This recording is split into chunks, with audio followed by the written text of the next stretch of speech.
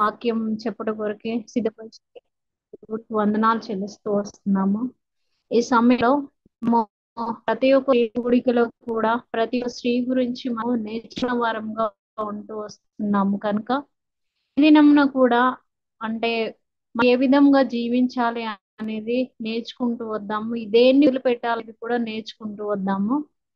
సామెతలు 5 సామెత ఎవరైనా చదివితే సహాయం చేయండి. సామెతలు 5వ సామెత 10వ వచనం నుంచి 20వ వచనం నుంచి 23వ వచనం వరకు చదవండి. ఎవరైనా 20వ నా వచనం నుంచి కుమారుడా 23వ వచనం. నా కుమారుడా జారస్త్రీయందు నీవేళ బద్ధుడవైందువు. నీవేళ పరస్త్రీ పరస్త్రీ రొమ్ము నీవేళ కౌగిలించుకొందువు. నరుని మార్గములను యెహోవా ఎరుగును, వాని నడతలన్నిటినీ ఆయన గుర్తించును. దుష్టుని దోషములు వానిని చిక్కులబెట్టును, వాడు తన పాప పాశముల వలన బంధింపబడును. శిక్ష లేకయే అట్టివాడు నాశనమగును, అతి మూర్ఖుడై వాడు త్రోవ తప్పిపోవును. ఇక్కడ దేవుడు సెలవిస్తూ వస్తున్నాడు.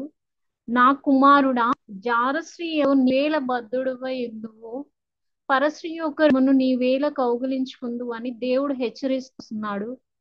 ఇది భౌతికంగా చూసుకున్న మన ఆత్మీయ జీవితానికి మనము అలవర్చుకున్న వారమైతే ఈ యొక్క తారశ్రీ అని అంటే మనము దేనినైతే దేవుడితే ఎక్కువగా ప్రేస్తూ వస్తామో దేవుని కంటే దేవుడికి ఇచ్చే సమయాన్ని కంటే దేవుడితో సాహసం చేసాని మనం దేనినైతే ఎక్కువ ఇష్టపడుతూ వస్తామో దేనికి ఎక్కువ ప్రాధాన్యత ఇస్తూ వస్తామో అది మన జీవితంలో అది జారశ్రీగా మనము గుర్తుంచుకోవాల్సి వస్తుంది.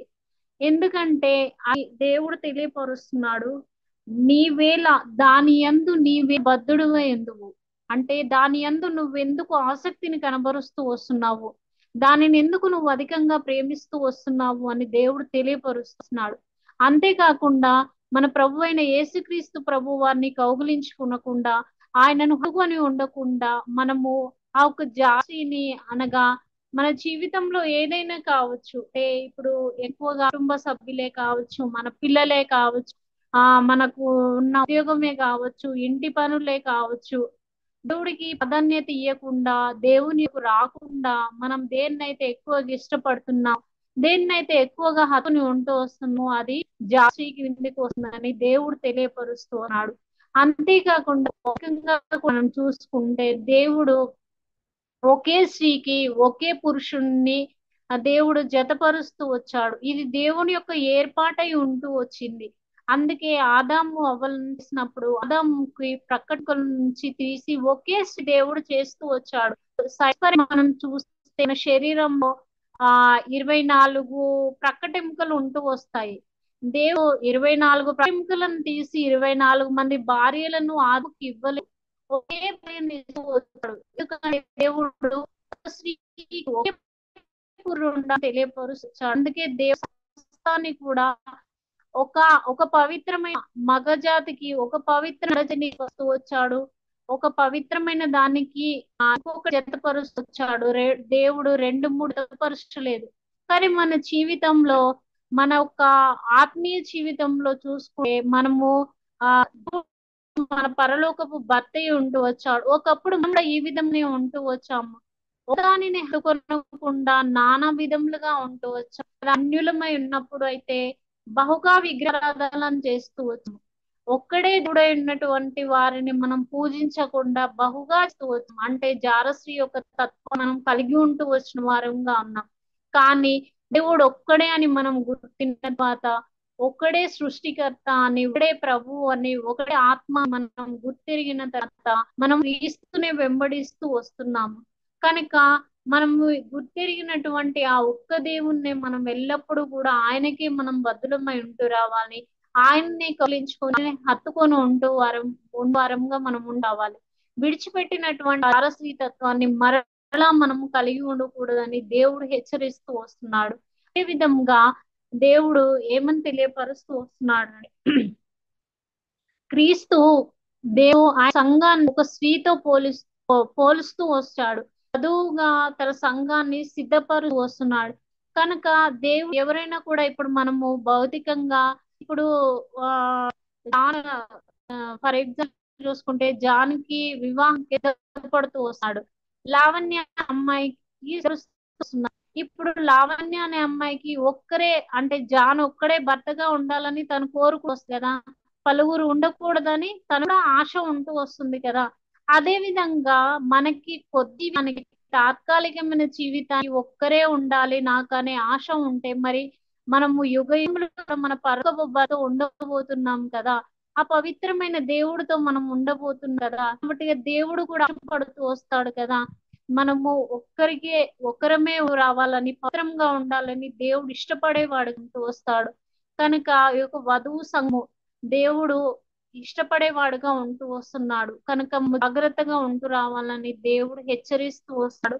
అదే విధంగా దేవుడు ఆ ఇప్పుడు మనము దేవుడి వద్దకు రాకూడదని ఆ మన యొక్క పాత స్వభావాన్ని మరలా మనం గుర్తుకుంచుకు రావాలని సాతాను మనల్ని శోధించే ఉంటూ వస్తుంది.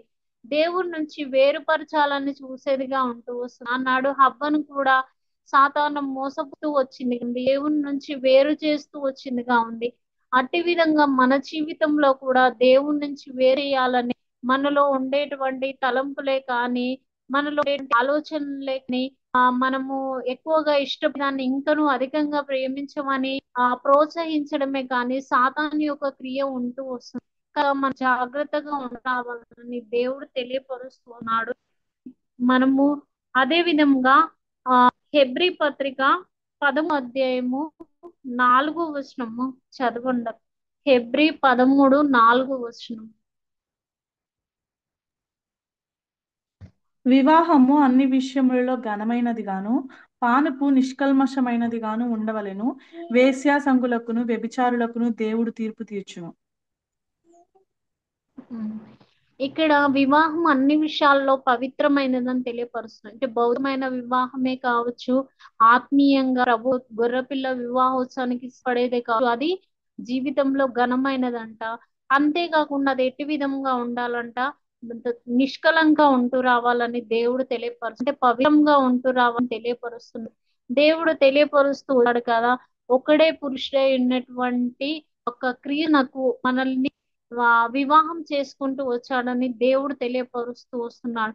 కనుక మన యొక్క హృదయం అనేది, మన యొక్క ఆలోచనలే కానీ మన తలంపులు అనేటివే కానీ అన్ని కూడా ఎట్టి విధంగా ఉండాలంటే పవిత్రంగా రావాల.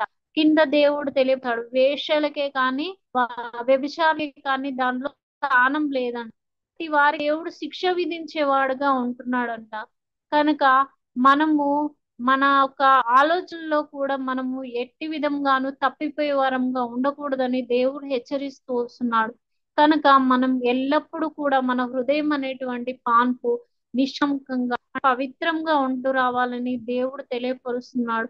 దేవుడు ఘనమైనదని చెప్తూ వచ్చాడంటే అది ఎంతో ఘనంగా ఉంటూ వస్తుంది. కనుక ఘనమైన దాన్ని మన ప్రవర్తనను బట్టి కానీ మన ఆలోచనలు బట్టే కానీ మన యొక్క ఆ మన యొక్క తలంపే గాని మనము దప్పుడు కూడా ఘనహీనమైనదిగా చేసుకోకూడదని దేవుడు హెచ్చరిస్తూ వస్తున్నాడు. కనుక ఈ యొక్క జస్టి స్వభావం మనలో ఉండకూడదని తెలియపరుస్తున్నాడు.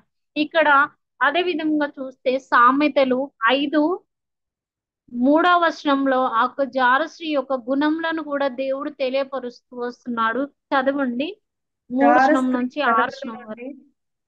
జార స్త్రీ పెదవుల నుండి తేనె కారును, దాని నోటి మాటలు నూనె కంటెను నునుపైనవి.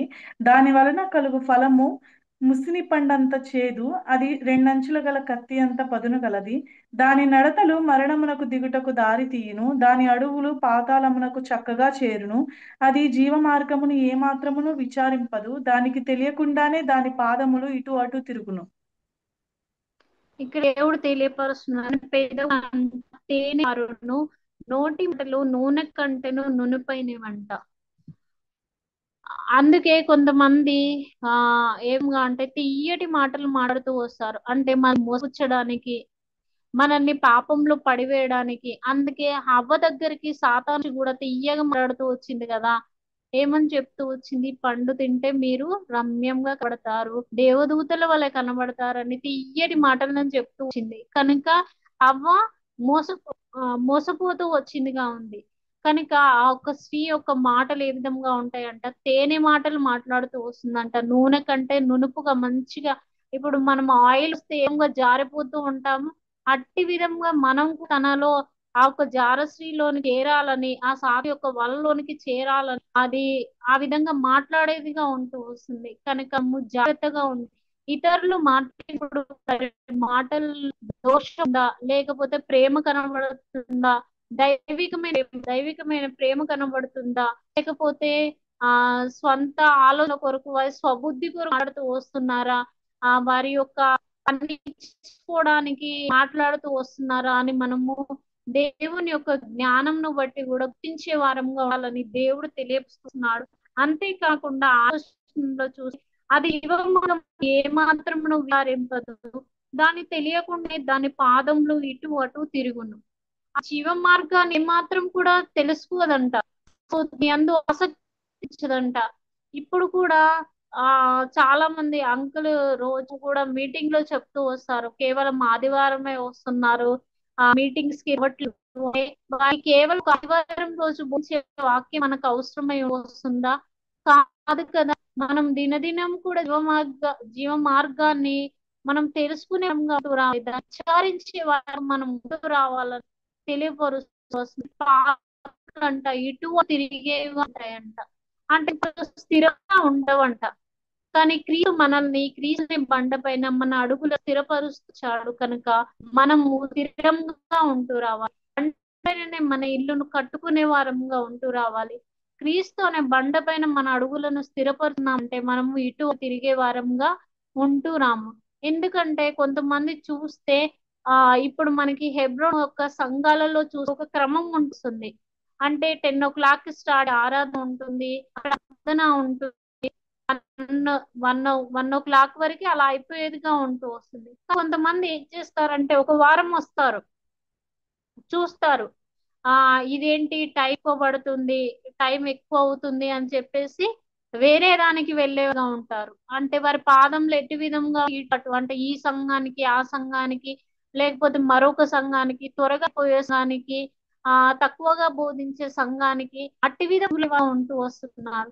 కనుక ఒకవేళ మనలో కానీ మన కుటుంబంలోనే కానీ ఎవరైనా కూడా అట్టి విధంగా ఉంటూ వస్తున్నారా అనేది గుర్తిరిగి వారిని సరైనటువంటి క్రమంలో నడిపించి వారు మనం ఉంటూ రావని దేవుడు తెలియపరుస్తున్నాడు.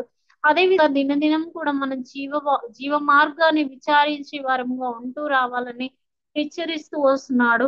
అంతేకాకుండా దాని నడక మరణమును దిగుటకు దారి తీయును, దాని అడుగులు పాతాళం చక్కగా చేరునంట.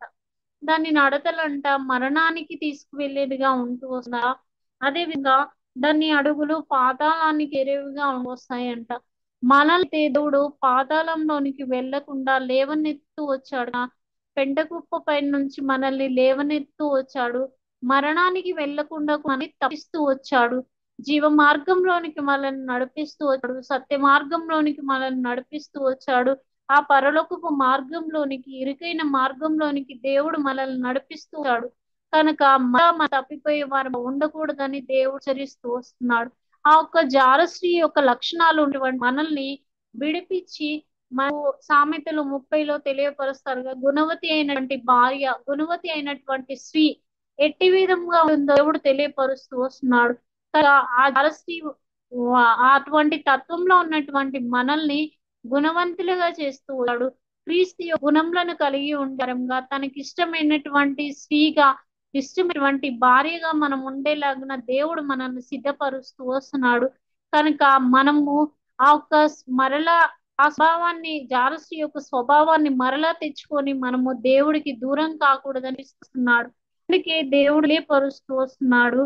చూడండి 8వ వచనము, జారశ్రీ యందు ఛాయకు పోకు, నీ మార్గంలో దూరంగా చేసుకొనుము, దాని ఇంటి వాకిటి దగ్గరికి వెళ్ళకుము, వెళ్ళిన ఎడల పరువు నీ యవ్వన బలంను, క్రూరులకు నీ జీవితాలంను ఇచ్చివేతును, నీ ఆస్తి వలన పరులు తృప్తి పొందుదురు, నీ కష్టార్జితము అన్యుల ఇల్లు చేరును, తుదకు నీ మాంసమును నీ శరీరం క్షీణించినప్పుడు అయ్యో ఉపదేశము నేను ఎట్లు త్రోసివేస్తని, నా తృణీకరించే చెప్పాను అని నా మాట వినకపోతే ఆ ఉపదేశం నీవు చెవి యొగ్గలేదు. ఇక్కడ దేవుడు తెలియపరుస్తున్నాడు, దాని ఛాయకు వెళ్ళకుము, దాని మార్గంలకు నీవు దూరంగా ఉండుము, అంతేకాకుండా తన ఇంటి వాకిటికి దగ్గరికి నువ్వు వెళ్ళకుము అని తెలియపరుస్తున్నాడు. ఒకవేళ వెళ్తే ఏం చేస్తాడంట, తన యవ్వన బలంను క్రూరులకు ఇస్తానని దేవుడు తెలియపరుస్తున్నాడు. నీ ఆస్తిని పరలోచుకుంటారని. క్రీస్తునందు దేవుడు పరలోకపు విషయంలో ప్రతి ఆశీర్వాదాన్ని, శ్రేష్టమైన ఆశీర్వాదాన్ని దేవుడు తెలియపరుస్తూ వస్తున్నాడు. శ్రేష్టమైన ప్రతి ఈవియు జ్యోతిర్మయుడు తండ్రి నుండి వచ్చా అని తెలియపరుస్తున్నాడు. దేవుడి నుంచి వచ్చేది శ్రేష్టమైనదిగా ఉంటూ వస్తుంది కదా. మరి దేవుడు తెలియపరుస్తున్నాడు, నీకు కలిగిన దాన్ని గట్టిగా పట్టుకొను అని తెలియపరుస్తున్నాడు. కానీ అందుకున్న వాటిని గట్టిగా పట్టుకోవాలని తెలియపరుస్తున్నాడు.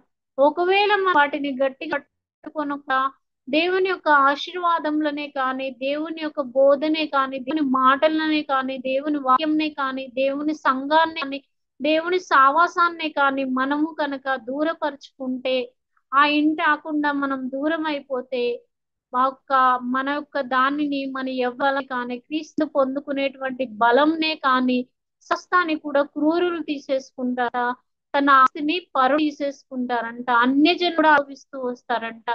కనుక మనం అట్టి విధంగా ఉండకూడదని హెచ్చరిస్తున్నాడు. దాని దూరంగా వెళ్ళమని తెలియపరుస్తూ వస్తున్నాడు. కానీ దేవుడు ఏదైతే మన దూరంగా ఉండమని తెలియపరుస్తున్నాడో దానికి మనం దూరంగా ఉంటూ రావాలి.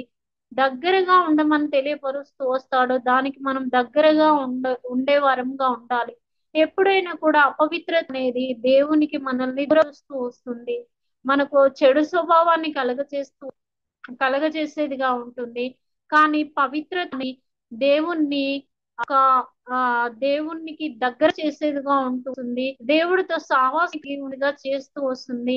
కనుక మనం ఎల్లప్పుడూ కూడా దేవుడికి దగ్గరగా ఉంటూ రావాలని తెలియపరుస్తున్నాడు. ఇక్కడ దేవుడు మొదటి వచనంలో తెలియపరిచాడు, నా కుమారుడా నా జ్ఞానోపదేశం ఆలకిము, వివేకాల బోధకు చెవియము, అప్పుడు నీవు బుద్ధిగా నడుచుకుందువు, తెలివిని బట్టి నీ పెదవులు మాట్లాడును. దేవుడు ఫస్ట్ వచనంలోనే తెలియపరుస్తూ వచ్చాడు, నా జ్ఞానోపదేశాన్ని ఆలకించు, మాటను ఆలకించు, దానికి చెవి యొగ్గు, నా వాక్యం విను, దినదినం కూడా నా వాక్యం వింటూరా, నాతో సావాసం కలిగి ఉండు, సంఘం సావాసం కలిగి ఉండు, వ్యక్తిగతంగా వాక్యం చదువుకు తెలియస్తున్నాడు. అప్పుడు బుద్ధి కలిగి మనం నోరు తెస్తామంట, జ్ఞానం కలిగి జీవిస్తామంట. దేవుడు ఫస్ట్ వచనంలోనే చెప్పిన తర్వాత కింది హెచ్చరిస్తాడు, వినకపోతే ఇక్కడ తెలియస్తూ వస్తున్నాడుగా, అయ్యో నా హృదయము గద్దింపునెట్లా తృణీకరించాను. అందుకే అంటూ ఉన్నారు కదా, చేతు కాలిన తర్వాత ఉంటే ఏ లాభం అంటే ఉంటుంది. మొదట ఉపశమనం వినకుండా, దేవుడు చెప్పేది వినకుండా, చెవుగా ఆ దేవుడి మాటలనే కానీ, అంగంలో నమ్మలే కానీ మనం సప్తం పరులకు అయిపోయిన తర్వాత ఏం వేయలేదు, మనం కూడా ఇలా అంటూ వస్తాము, అయ్యో నా హృదయం ఎందుకు గద్ది లోబట్టలేదు, నేను ఎందుకు అంగీకరించలేదు, తన నేను వినలేదు అనే స్థితిలోనికి మనం వెళ్ళారంగా ఉంటాం. ఇంకా దేవుడు గ్రంథం తెలియపరుస్తూ వచ్చాడు, బుద్ధి కూడా కొరకే యుగాందు ఈ వాక్యములను రాయిచున్నానని తెలియపరుస్తూ వచ్చాడు. ఈ మాటలన్నీ కూడా మన బుద్ధి కలగడానికే దేవుడు తెలియపరుస్తూ వస్తున్నాడు. కానీ మనం ఎప్పుడైనా కూడా బుద్ధి కలిగిన మాటలు నేర్చుకోవాలనుకోవాలి, కానీ బుద్ధిహీనమైనటువంటి మాటలను మనము వాటిని వినకూడదు, వాటిని చూడకూడదు. ఆ విధంగా మనము దేవుడికి వాక్యాన్ని, దేవుడు ఒకవేళ వాక్యం ద్వారా కానీ, లేకపోతే సంఘం ద్వారా, సేవకుల ద్వారా, లేకపోతే మనకు తోటి సహోదరుల ద్వారా కానీ, సహోదరుల ద్వారా కానీ, వాక్యం ద్వారా మనల్ని హెచ్చరించినప్పుడు మనం తెలుసుకునే వారంగా ఉంటూ రావాలి. అదే విధంగా దేవుడిచ్చేటువంటి ఫలాన్ని, దేవుడిచ్చేటువంటి ఆశీర్వాదాన్ని మనం కొట్టుకునే ఉండకూడదని దేవుడు తెలియపరుస్తూ వస్తున్నాడు. ఇక్కడ చివరి 21వ వచనంలో, నరుని మార్గంలో యెహోవా ఎరుగును, వాడి నడతలన్నిటినీ ఆయన గుర్చును. దుష్టుని దోషంలో వారిని చిక్కుల పెట్టును, వాడు పాప పాశం వలన అందింపబడును. మన మార్గాలన్నీ కూడా దేవుడికి తెలుసు. అందుకే దేవుడు సామెతని తెలుపుతాడు, నీ మార్గం అంతటి మీద ఆయనకు అధికారం నాకు ఒప్పుకొనుము. మన మార్గాలన్నిటికీ ఆయన అధికారాన్ని ఒప్పుకోవాలి, లేకపోతే మనము దుష్టుల చేతిలో పడతాము, పాపాశంలో బంధింపడంగా ఉంటూ వస్తుంది. ఆనాడు ఆనాడు సంసోను కూడా తను ఆ, ఒక స్త్రీ దెలీలా అనేటువంటి స్త్రీని, ఆ జార స్త్రీ యొక్క మత్తులో పడిపోయి తను కూడా తప్పిపోయిన వాడుగా ఉంటూ వచ్చాడు.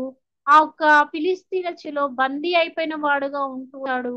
అంతేకాకుండా ఘోరమైన శిక్షను పొందుకున్నవాడు ఉంటూ వచ్చాడు. నాజీరు చేయబడినటువంటి వ్యక్తి ఏ విధంగా తప్పిపోతూ వచ్చాడో మనము చూస్తూ వస్తాము, చాలా మార్లు వింటూ వచ్చాము.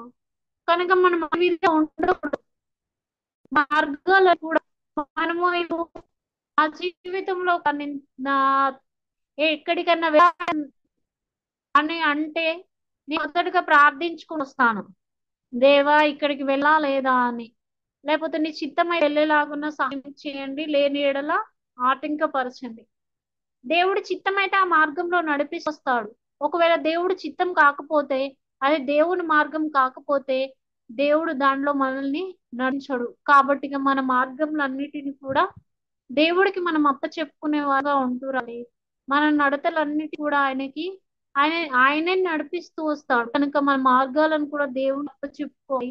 ఒకవేళ మన ఇష్టమైన మార్గంలో మనం నడుస్తూ వచ్చామనుకోండి, పాప పాశంలో బంది పడే వారంగా ఉంటూ వస్తాము, ఆ దుష్టుని చేతి వెళ్ళే వారంగా ఉంటూ వస్తాము, కాక జారశ్రీ తత్వంలో ఆ స్థితిలో పడిపోయే వారంగా ఉంటూ వస్తాము. కనుక ఆ విధంగా ఉండకూడదని దేవుడు హెచ్చరిస్తూ వస్తున్నాడు. అతి మూర్ఖుడు వై వాడు త్రోవ తప్పిపోడు, అతూడై అంట త్రోవ తప్పిపోతాడంట. మనం అట్టి విధంగా వెళ్ళకూడదని దేవుడు హెచ్చరిస్తూ వస్తున్నాడు.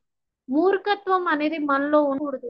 అందుకే చాలా మంది కూడా దేవుని వాక్యం చెప్పినప్పుడు మూర్ఖులుగా ఉంటూ వస్తారు, వింటారు కానీ దేవుని అంగీకరించనుగా ఉంటారు. అదే విధంగా పాపం చెయ్యకు బాబు, నువ్వు ఇలా ఉండు బాబు, ఈ విధంగా దేవుడిలో ఉండు బాబు అని తెలియపరిచినా కూడా వారు అనేక మార్లు కొడుకులు చెప్తూ వస్తున్నాడు. అంటే మేము కూడా అనేక మార్లు తప్పిపోతూ వస్తాం. సమయానికి రండి అని తెలియపరుస్తూ వస్తాడు, కూడికలకు రండి తెలియపరుస్తూ వస్తాడు, యవనస్తులారా మీరు మా దేవుళ్ళు ఎక్కువగా ఉండి అని తెలియపరుస్తూ వస్తారు. కానీ చాలా మందిగా మూర్ఖత్వంలోనే ఉంటూ వస్తారు. అంకులు అలా చెప్తారులే, మనం ఉండే తీరుగా ఉంటాంలే అనుకుంటాం. కానీ ఏదో ఒక శిక్ష వచ్చిన తర్వాత ఇతను ఏ విధంగా వచ్చాడో, ఉపదేశాన్ని ఇలా లేదు బాధపడుతూ వచ్చాడో, మనం కూడా ఒక దినంన ఆ విధంగా బాధాల్సిన వారుగా ఉంటూ వస్తాం. కనుక ముందుగానే సమయం ఉన్నప్పుడే మనము సరిచుకునే ఉండాలని దేవుడు తెలియపరుస్తాడు. అదే విధంగా చూస్తే 15 నీ సొంత కుండలోని నీళ్లు పానం చేయుము, నీ సొంత బావిలో ఊపుకు జలము తాగుము, నీ ఊటలు బయటికి చెదిరిపోదగునా, వీధులలో నీరు కాలుగా పారదగునా, అన్యులు నీతో కూడా వాటిని అనుభవించకుండా అవి నీకే ఉండవలేను కదా అని దేవుడు తెలుసు. నీ సొంత కుండలోని నీళ్లు పానం చేయము, నీ సొంత బావిలో ఊపుకు జలము త్రాగు. సొంత బావిలోని నీళ్ళు త్రాగమంటున్నాడు. దేవుడు మనకి సంఘం అనేటువంటి బావిని ఇస్తూ వచ్చాడు, బావి అనేటువంటి నీళ్ళు ఇస్తూ వస్తున్నాడు. కనుక సొంత బావిని మనం దినదినం కూడా నీళ్లు త్రాగండి అని తెలియపరుస్తున్నాడు. అదే విధంగా నీ యొక్క కుండలోని నీళ్ళని త్రాగము, ఈ పవిత్రమైన కుండలోని నీళ్ళని త్రాగమని తెలియపరుస్తున్నాడు. కాబట్టి ఇక మనం ఎందుకు నిర్లక్ష్యం చేస్తూ వస్తున్నాము? ఈ యొక్క వాక్యం అనే నీళ్ళని తాగే విషయంలో మనం ఎందుకు ఆ విధంగా ఉంటూ వస్తున్నాము? మనము ఈ ఒక పవిత్రమైన నీళ్లు త్రాగిన ఎడల మనలో ఉన్నటువంటి అపవిత్రత అంతా కూడా బయటికి వెళ్ళేదిగా ఉంటూ వస్తుంది. దాన్ని మనము విసర్జించే వారం వస్తాం, వదిలిపెట్టే వారంగా ఉంటూ వస్తాము. కనుక మనకి ఇచ్చినటువంటి సంఘం అనే సొంత బావిలో మన నీళ్లు త్రాగే వారంగా ఉంటున్నామా, దాన్ని పానం చేసే వారంగా ఉంటున్నామా లేదా అని చూసుకుంటూ వద్దాము. అదే విధంగా నీవు ఆ దీనను నీ యవ్వన కాలపు భార్య యందు సంతోషింపుము, ఆమె అతి ప్రియైన లేడి, అందమైన దుప్పి, ఆమె రొమ్ము వలన నీవు ఎప్పుడు తృప్తిందుము, ఆమె ప్రేమ నిత్యము బద్ధుడవై ఉందుము. నీ ఊట దీవెన నొందును. మన కనుక దేవుడు ఉపదేశం వింటూ పాపానికి దూరంగా ఉంటూ అపవిత్రతకు దూరంగా ఉంటూ ఏదైతే మన జీవితంలో ఉంటుందో ఆ జారస్త్రీకి మనం దూరంగా ఉంటూ ఆ జారస్త్రీ యొక్క లక్షణాలు లేకుండా దేవుడితో ఎల్లప్పుడూ సావాసం కలిగి ఉంటాము. దేవుడిచ్చినటువంటి సొంత బావిలోని నీళ్లను మనము పానం చేస్తూ వస్తాము. నీళ్లను కూడా దినదినము త్రాగుతూ ఉంటూ వస్తాము. ఎల్లప్పుడూ దేవుడితో సావాసం కలిగి వస్తాము. అప్పుడు మన ఊట దీవెన నొందేదిగా ఉంటుందంట. ఊట సంఘానికి కుటుంబానికి సాదృశ్యంగా ఉందనుకోండి. మన యొక్క సంఘం కూడా మన యొక్క స్థితిని బట్టి మన ప్రవర్తనను బట్టి దీవింపబడేదిగా ఉంటుంది. అదే విధంగా మన కుటుంబంగా దీపబడేది ఉంటూ వస్తుందంట. కనుక మనము ఆ విధంగా జీవించాలని దేవుడు తెలియపరుస్తూ వస్తున్నాడు. ఇక్కడ సొలొమోను ఈ యొక్క సామెతలను రాస్తూ వచ్చాడు. సొలొమోను కూడా తన సామెతలను రాస్తూ వచ్చాడు. తను కూడా తప్పిదంలో పడిపోషణగా ఉన్నాడు కనుక సామెతలను రాస్తూ వచ్చాడు. తన అనుభవంతో రాస్తూ వచ్చాడు కనుక మనం నేర్చుకోవాలని దేవుడు తెలియజేస్తున్నాడు. ఇక్కడ సమయ గురించి మనం చూస్తే తను మనకి యోహాను పత్రిక 4వ అధ్యాయంలో మనం చాలా మార్లు కూడా తన నుంచి వింటూ వచ్చాం కదా. తనకి ఎంతమంది పెనిమిటిలు ఉంటూ వచ్చా దేవుడు తెలియపరచవచ్చు. అంటే తను ఏం చేస్తూ వచ్చిందండి, మొదటగా మురికి వాటర్ ని అంటే అనేకమైన పవిత్రను కలిగి ఉంటూ వచ్చింది. తన జీవితంలో ఆ మురికి వాటర్ వచ్చాయి. తన కుండు ఆ మురికి కుండని తను మోస్తూ వచ్చిందిగా ఉంది. కానీ దేవుడు దర్శిస్తూ వచ్చినప్పుడు, దేవుడు తనతో మాట్లాడుతూ వచ్చినప్పుడు దేవుని యొక్క ఊట ఏదో తెలుసుకుంటూ ఆ ఒక జీవజలపు ఊలోనికి వెళ్తూ వచ్చింది. ఆ పవిత్రమైన నీళ్ళని రాస్తూ వచ్చి తన దాహం మురికి నీళ్ళతో కూడిన అక్కను పడవేస్తూ వచ్చిందిగా ఉంది. మార్పు చేస్తూ వచ్చింది. తను కూడా గుణవతి అయిన స్త్రీగా మారుతూ వచ్చింది. కనుక మన జీవితంలో కూడా మనం ఆ విధంగా వస్తున్నామా, ఇంకను మనం మురికి నీళ్ళతో కూడినటువంటి మోసేవారంగా ఉంటున్నామా, దేవుడికి దూరంగా ఉంటూ వస్తున్నామా అని మనం చూసుకుంటూ వద్దాము. అందుకే సండే స్కూల్లో పిల్లలకి ఉంటూ వస్తుంది. ఏటిలో ఒక కాలు బురదలో ఒక కాలు అంట. ఇప్పుడు ఏటిలో కాలు బురదలో ఒక అనుకోండి, ఏం వస్తుంది? ఇటు పవిత్రంగా ఉండట్లేదు, అపవిత్రంగా ఉండట్లేదు. కనుక మనం ఆ విధంగా ఉండకూడదు. ఏటిలోనే మన రెగాలం వేసే వారంగా ఉండాలి. పవిత్రమైన జీవితాన్ని మనం కలిగి ఉంటూ రావాలని దేవుడు హెచ్చరిస్తూ వస్తున్నాడు. కనుక అసలు మరి దేవుణ్ణి ఎరిగిన తర్వాత తను ఏ విధంగా గుణవతి అయిన స్త్రీగా మారిపోయిందో మనం కూడా అట్టి విధంగా ఉండాలని దేవుడు తెలియపరుస్తున్నాడు. అదే విధంగా రాహాబు కూడా తెలిసిన విషయమే. తను కూడా ఒక వేష అయినటువంటి స్త్రీ. తను కూడా అపవిత్రలో జీవిస్తూ వచ్చింది. తను కూడా జారస్త్రీ వంటి లక్షణాలను కలిగి వచ్చింది. కానీ ఆ ఎరుకో పట్టణాన్ని దేవుడు నాశనం చేయబోతున్నప్పుడు తను దేవుడి గురించి తెలుసుకొని తన గుండె కరిగిపోయి భయపడుతూ వచ్చిందిగా ఉంది.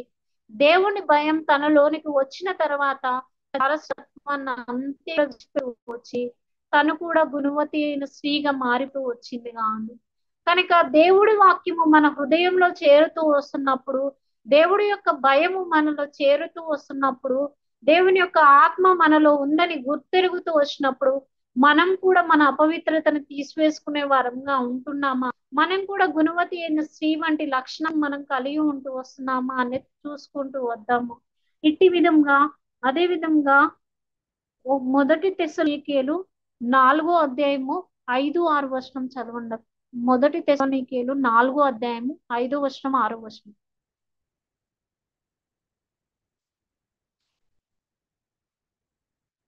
మీ ప్రతివాడును దేవుణ్ణి ఎరగని అన్యజనుల వలె కామయందును తన తన ఘటములను ఎట్లు కాపాడుకొనవలె అది ఎరిగి ఉండటయే దేవుని చిత్తము. ఇక్కడ దేవుని చిత్తాన్ని దేవుడు తెలియస్తూ వస్తున్నారు. మనలో వంటి ప్రతివాడు అంటే క్రీస్తు రక్తం ద్వారా పరిశుద్ధపరచబడి పరిశుద్ధంగా జీవించడానికి పిలువబడినటువంటి వారందరూ కూడా అన్నచెల్ల వల్లే ఉండకూడదంట. ఈ యొక్క జారశ్రీ వంటి లక్షణాలను మనం కలిగి ఉండకూడదంట.